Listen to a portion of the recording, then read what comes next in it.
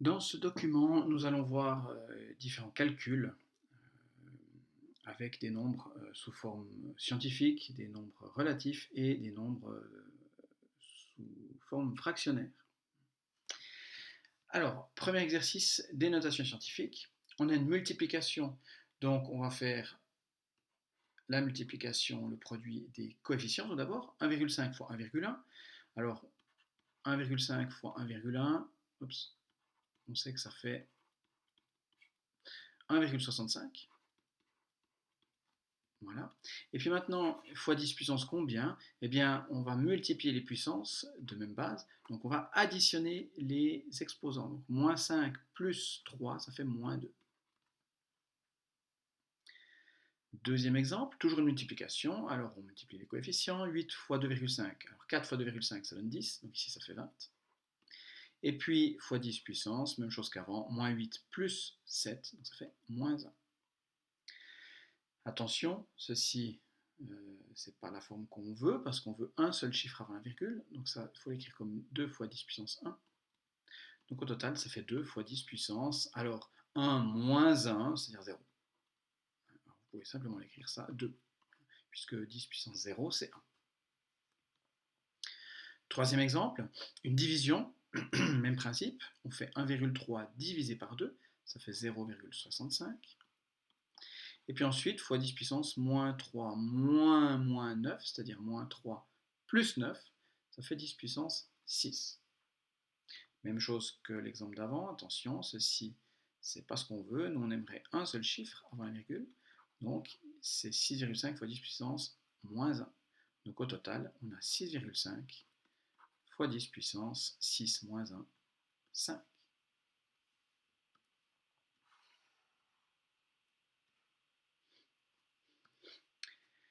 Exemple suivant, on a une addition.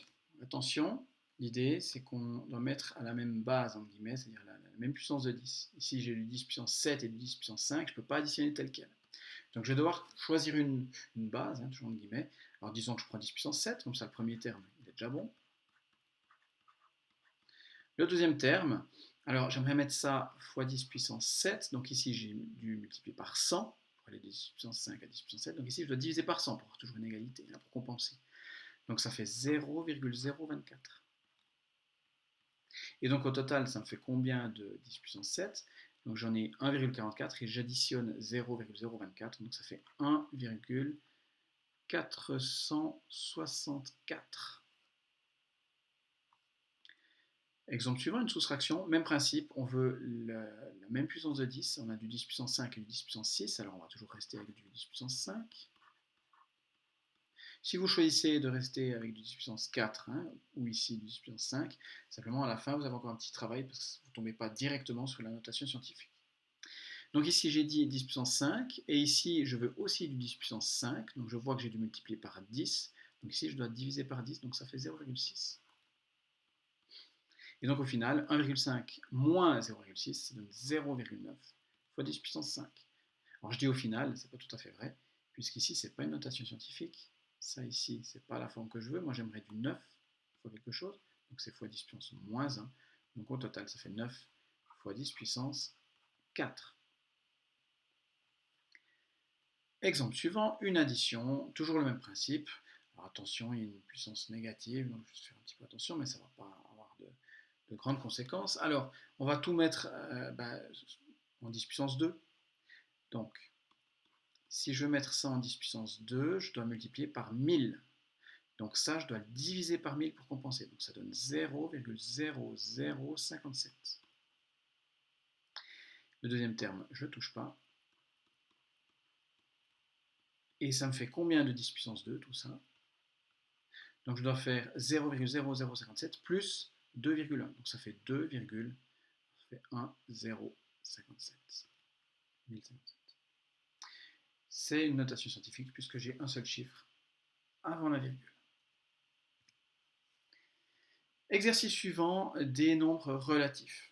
Alors, ici j'ai des parenthèses, je sais par la priorité d'opération ce que je dois faire en premier.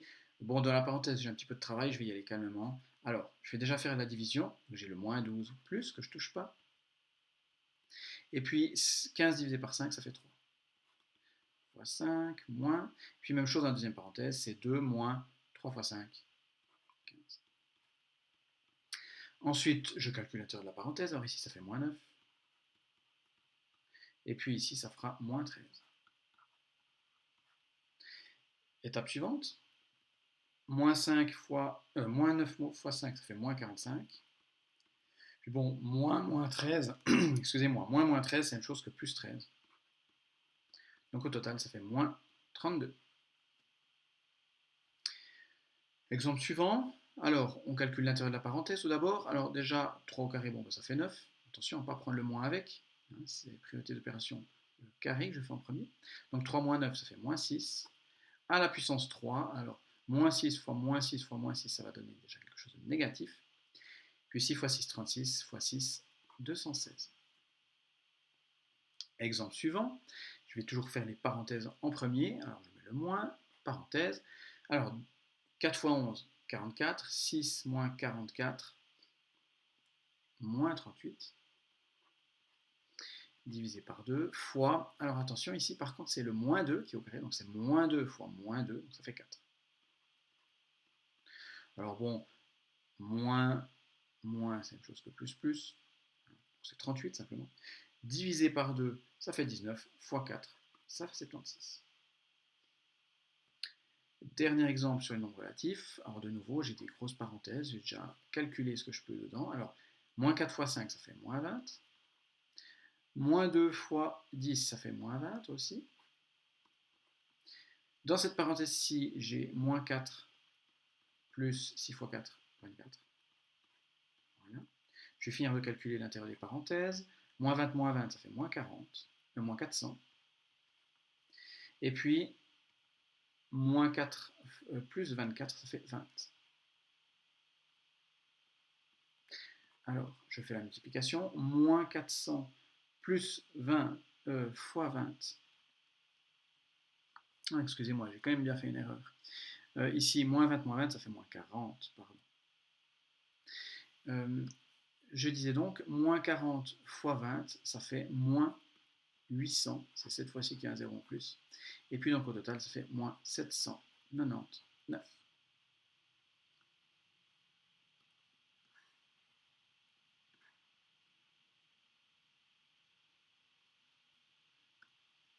Dernier exercice avec des petites choses qui disparaissent. Ici, c'est bien des fractions, c'est pas des nombres qui se baladent comme ça dans le vide. Comme ça. Je crois qu'ailleurs ça joue. Alors, premier exemple, bon, une addition, donc on va mettre tout ça au dénominateur commun. Le dénominateur commun, c'est 24. Alors ici, j'ai multiplié par 8, donc quand je multiplie par 8, ça fait 16. Là, j'ai multiplié par 3, donc quand je multiplie par 3, ça fait 15. Et ici, j'ai multiplié par 4, donc en haut, ça fait 20. Et au total, ça fait combien de 24e? Alors j'ai moins 16, moins 15, ça fait moins 31, plus 20, ça fait moins 11, 24e. Exemple suivant, alors j'ai une grosse parenthèse, je vais commencer par faire la parenthèse, alors je peux déjà mettre 9 sur 1, c'est déjà ça de fait. Puis dans ma parenthèse, j'ai une soustraction et une multiplication, je commence par la multiplication. Donc j'écris 1 quart moins. Et puis ici, peut-être juste avant de multiplier, je simplifie en diagonale, comme ceci. Alors, 1 fois 5, 5. 8 fois 3, 24. Et puis maintenant, je vais calculer l'intérieur de ma parenthèse. Alors, c'est des 24e, le dénominateur commun. Ici, j'ai multiplié par 6. Et puis là, j'ai rien fait, j'ai multiplié par 1, donc ça fait 5.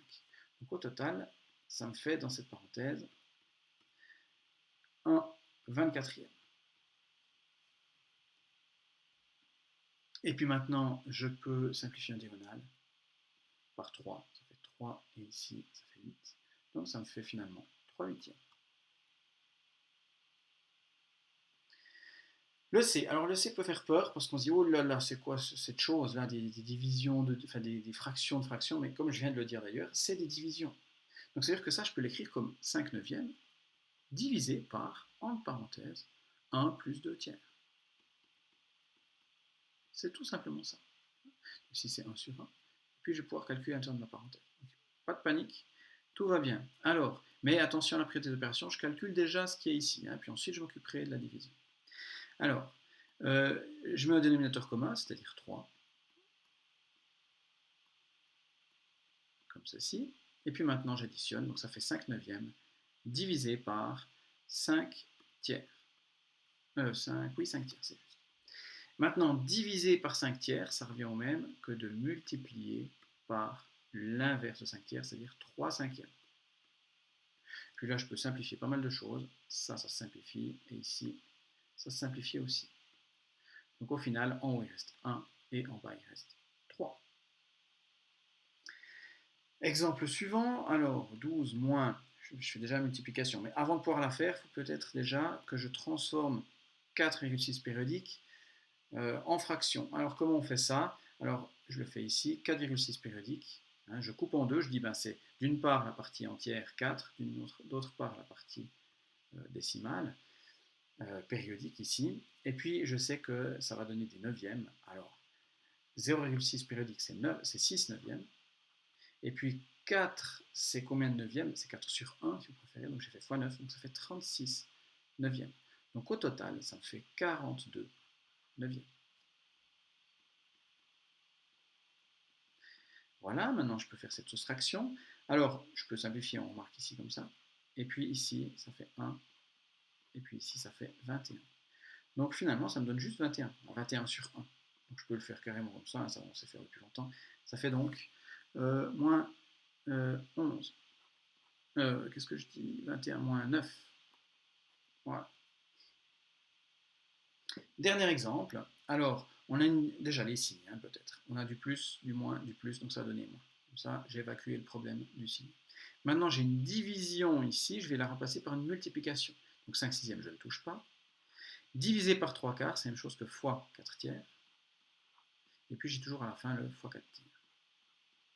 Voilà, est-ce que je peux simplifier quelque chose? Ben, je peux simplifier un tout petit peu, ici, par 2. Maintenant, ben, je calcule, en haut ça fait 5 fois 2 fois 2, ça fait 40. Et en bas, 3 fois 3 fois 3, ça fait 27.